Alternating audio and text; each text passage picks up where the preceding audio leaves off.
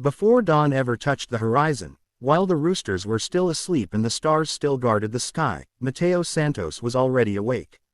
He lay on a thin woven mat on the bamboo floor of their small hut, listening to the gentle breathing of his mother and younger sister. The air was warm, carrying the scent of soil and damp wood. Outside, the rice fields stretched endlessly, dark and silent, waiting for the day's labor. Mateo rose quietly, careful not to wake anyone. He slipped on his worn sandals, grabbed his faded shirt from a nail in the wall, and stepped outside. This was his life. Every morning, he walked the narrow dirt path toward the fields, carrying a rusted sickle over his shoulder. The fields were not his, and neither was the land. He worked for a landowner who paid just enough to buy rice, a few vegetables, and sometimes a small piece of dried fish. But Mateo never complained. Complaining didn't put food on the table. He bent low, slicing stalks, tying bundles, stacking them carefully. His hands were rough, cracked from years of work. His back often ached before the sun even reached its highest point. But while his hands worked, his heart sang. Mateo had loved music for as long as he could remember. His father used to hum old Filipino folk songs while repairing fishing nets or sharpening tools.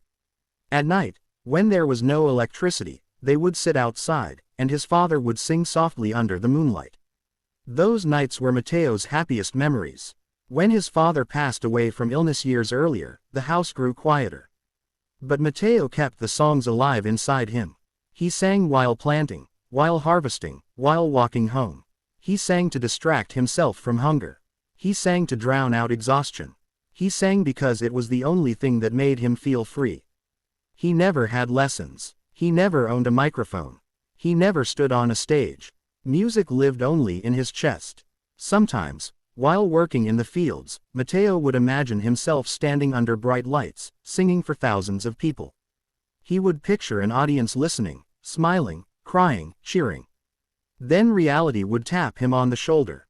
He was a farmer. Dreams were luxuries. One afternoon, after a long day under the scorching sun, Mateo stopped by a small roadside shop. The shop had an old television mounted in the corner. The picture flickered, the sound crackled, but people gathered there every evening. That day, a talent show was playing. Contestants stood on a massive stage, lights everywhere, judges seated behind a shining desk. Mateo watched in silence. A young man sang, and the judges praised him.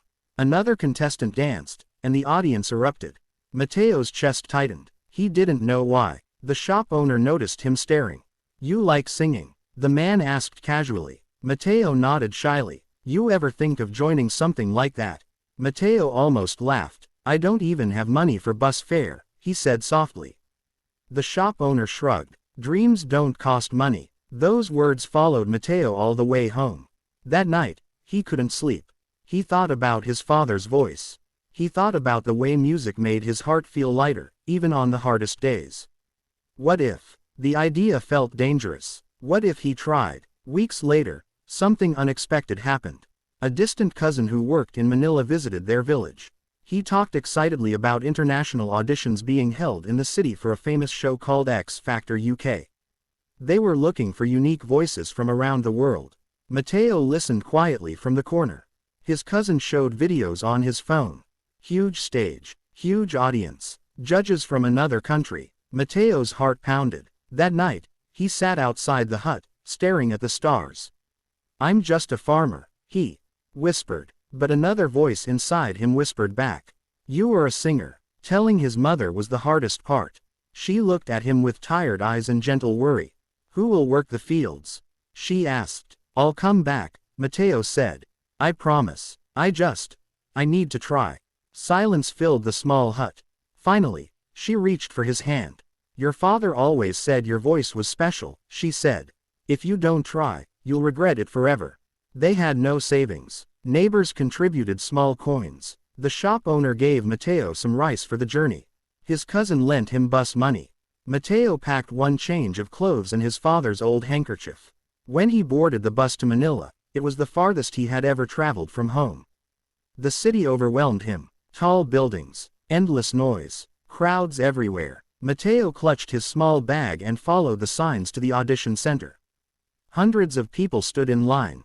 Some wore stylish clothes, Some practiced scales. Some had guitars. Mateo wore his faded shirt and worn sandals. He felt invisible. A girl behind him smiled kindly. "First audition?" she asked. He nodded. "Me too," she said. "Good luck." He wanted to say something encouraging back, but his throat felt dry.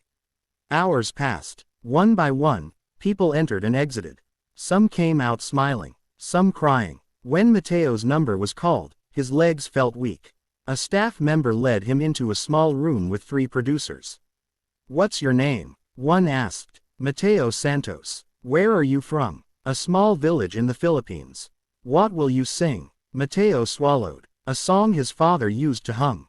When he opened his mouth, his voice trembled at first.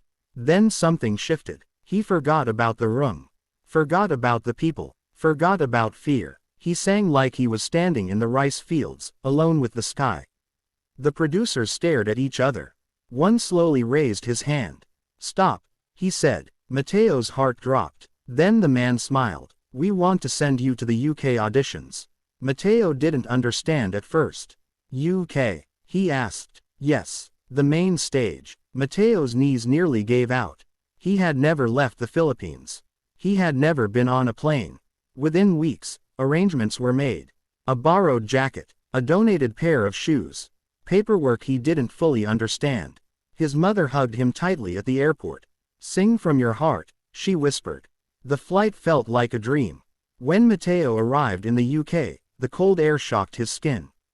Everything looked different. People spoke fast. Buildings felt endless. The X Factor studio was massive. Lights, cameras, crowds. Backstage, contestants warmed up. Mateo sat quietly in a corner. A man next to him laughed nervously. "Where you from?" "Philippines." "Nice. You look calm." Mateo smiled weakly. Inside, his heart was racing. When his name was called, he walked onto the stage. Bright lights blinded him. The audience blurred. 4 judges sat before him. One of them leaned forward. "What's your name?" "Mateo Santos." "And what do you do, Mateo?" "I'm a farmer." The audience murmured. Another judge raised an eyebrow. "A farmer? And you've come all the way from the Philippines?"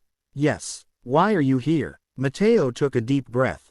"Because singing is the only thing that makes me feel alive."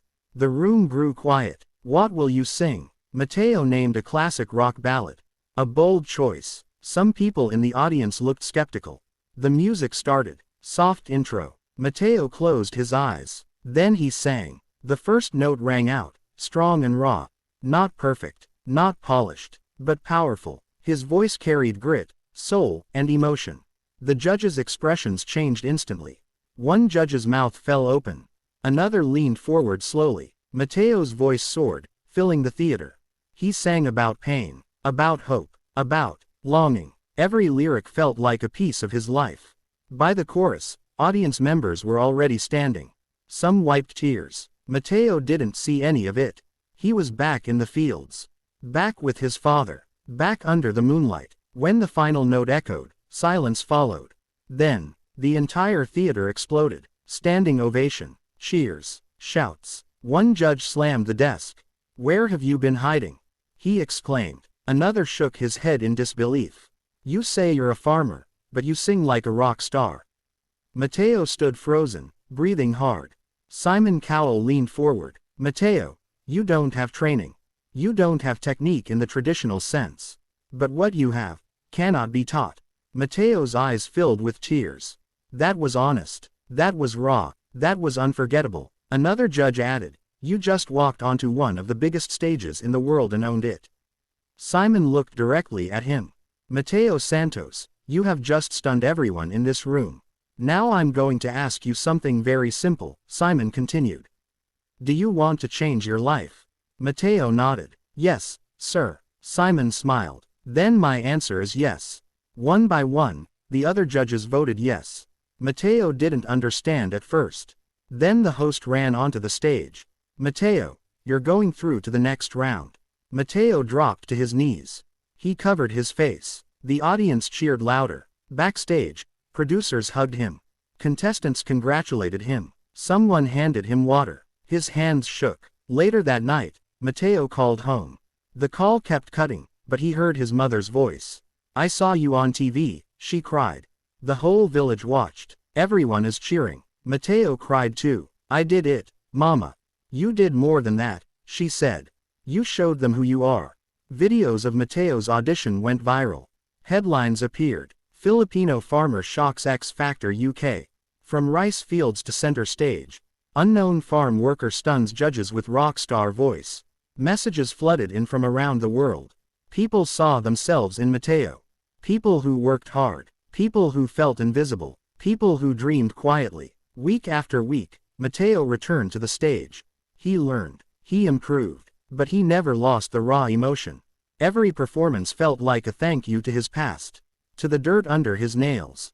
To the blisters. To the long days. Even when he faced criticism, Mateo remained humble. I'm just grateful to sing, he said. Whether he won the competition or not stopped mattering. He had already won something greater. He had proven that a farmer's hands could hold a microphone. That a poor boy's voice could reach the world. That dreams don't belong only to the wealthy. One night, before a live show, Mateo stood alone backstage. He held his father's old handkerchief. Thank you, he whispered. Not to the judges, not to the audience, but to the small boy who sang in the fields. To the man who never gave up. When Mateo stepped onto the stage that night, he didn't walk like a farmer. He didn't walk like a poor boy. He walked like an artist. Like a storyteller. Like someone who had finally found where he belonged. From rice fields to center stage. From silence to standing ovations. Mateo Santos didn't just stun the judges. He reminded the world that miracles still grow in ordinary places.